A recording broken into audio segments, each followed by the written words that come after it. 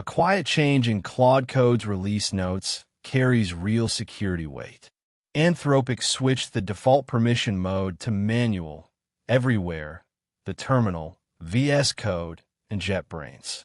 It sounds small, but defaults decide how millions of people actually use a coding agent. Let's unpack why this matters. Here's the shift in one comparison. Before, the agent leaned toward autonomy.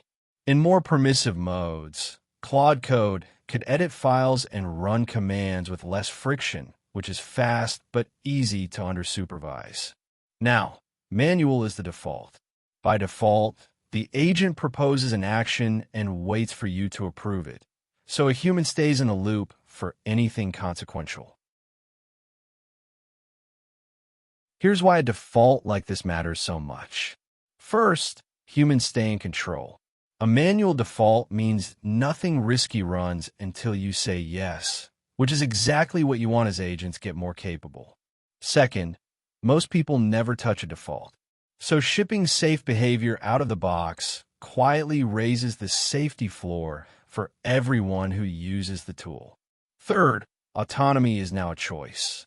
If you want the faster, more automatic behavior, you can still enable it, but it's a deliberate decision, not the starting state. Let's lock it in. Anthropic changed Claude Code's default permission mode to manual across all its tools. By default, the agent now asks for approval before taking consequential actions. It shipped quietly in release notes, but defaults shape how everyone uses the tool.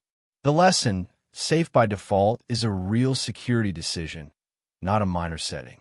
For more AI tooling breakdowns, visit Standarity.com. See you next time.